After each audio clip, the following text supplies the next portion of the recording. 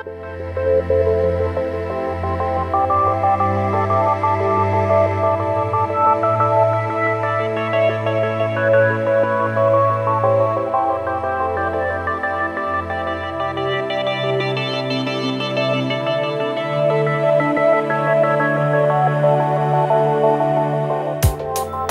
המרכזית, אחד המקומות הסואנים ביותר בתל אביב, שאין בו ישראלי אחד, נמצא במרחק נגיעה מהמקומות המפותחים והמושקעים ביותר בתל אביב. בואו נתבונן ונראה את ההבדלים ביניהם.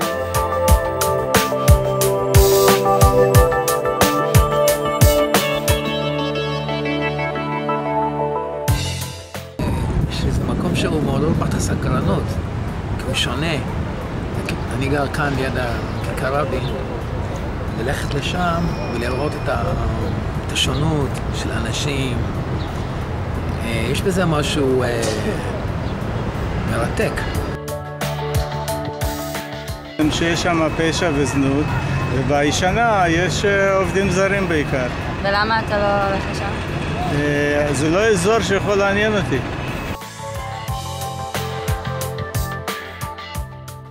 פעם אחרונה שהייתי שם הייתי בתחנה החדשה. על האזור הישן אני יודעת שיש שם כל מיני חנויות נעליים. אני יודעת שיש שם עכשיו עוד דברים, אבל לא הייתי שם. ואם אני חושבת, אני מניחה שיש שם גם הרבה עובדים זרים. ויותר מזה אני לא יודעת הרבה.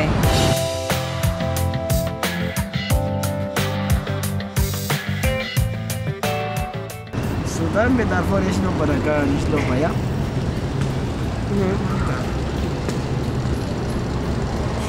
אתה יודע למה בעיה? מה? יש לנו בעיה בסודן. מה הבעיה? מה הבעיה? יש לנו בלגן. אתה יודע בבלגן מהו?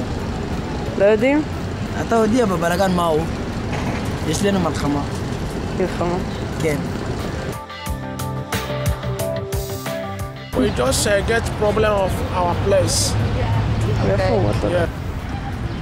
אבל אין עבודה בסודן לא טוב, אין מסערי, אבל הרבה... תנסה, לא מאוד. כן, כן, הרבה מלחמה. מלחמה? כן. איזה מלחמה? כן, אבל עזה ישראל.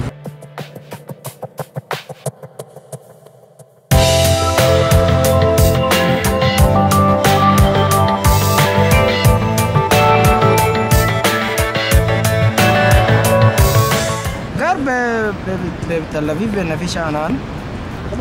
איפה? Florentine. Yeah, I'm living in Tel Aviv. In Tel Aviv? Yeah. And you work here? Yeah.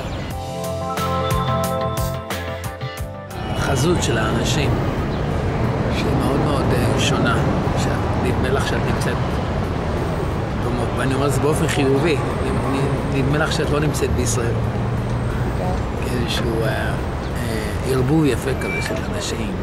אבל האזור עצמו. כן, אבל האזור עצמו, אבל זה טבעי, אני קצת מגיע לזה אולי ממקום יותר מדי אקדמי כזה.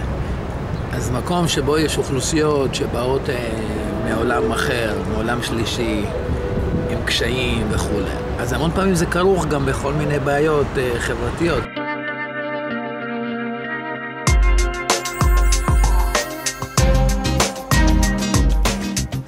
אני יודע שגרים שם אנשים שבעצם כאילו עובדים זרים גרים שם, ואת יודעת, זה אנשים קשי יום, אנשים שאין להם עבודה או שמתפרנסים כאילו מעבודות הכי מזדמנות.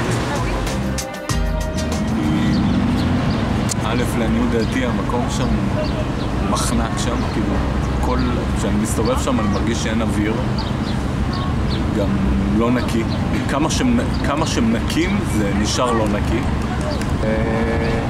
כמובן שיש לך מקום כמו עזריאלי או את יודעת או כמו הסנטר, אז עדיף לטייל שם ברמת ההשוואה.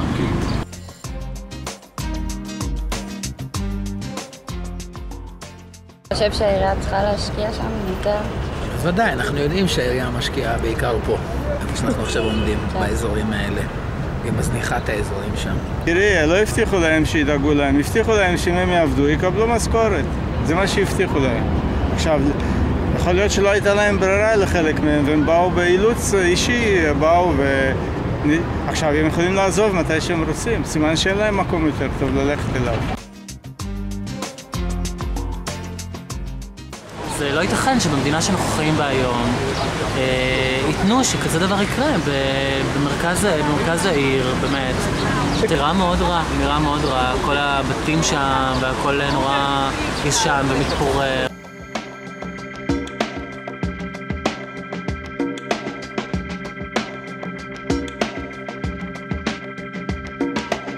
לומד בבית ספר של אולפן ביפו, גם יש לי חודש.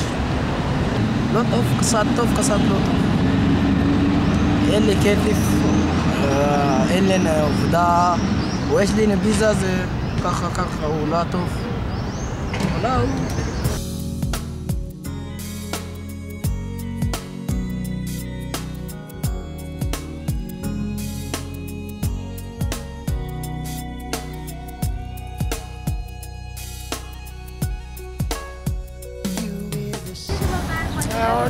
I'm washing plates, you know, check out maybe club work. עכשיו אני עובד בנקיים בתים, משרדים, בתל אביב, ברמת אביב, וכל מיני. באמת?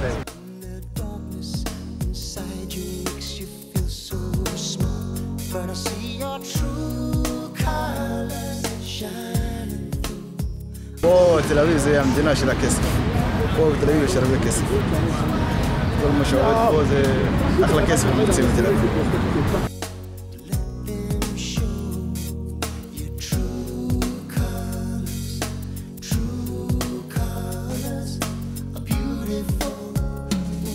יש אנשים שונים, אני לא יכול לשפוט אותם בהכללה.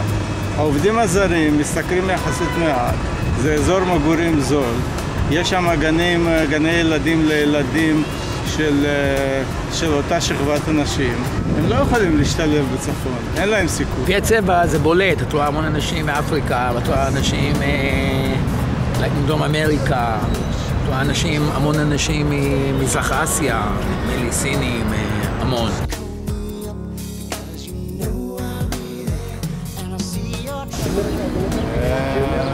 ממשלה כאילו לא כל כך, 12 שנה חיכיתי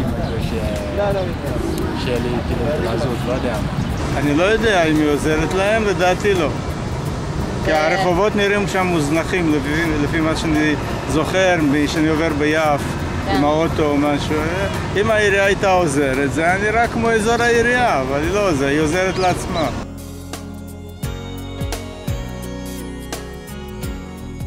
אבל האזור עצמו הוא נורא מוזנח, לאנשים. כן, מאוד מוזנח. אבל זה מאוד שכיח, שאת הולכת לכל מיני ערים בעולם, ושהמקומות שבהם באים מהגרי עבודה, שנאבקים לפרנסה שלהם, אז לא נותנים להם, מן הסתם לא נותנים להם להגיע למקומות מבוססים בעיר, נניח פה. בגלל תנאי הסחירות שהם גבוהים וכו'. אז הם מתמקדים ומתרכזים במקומות שהעירייה יחסית מזניחה, או אזורים שהם יותר מוזנחים.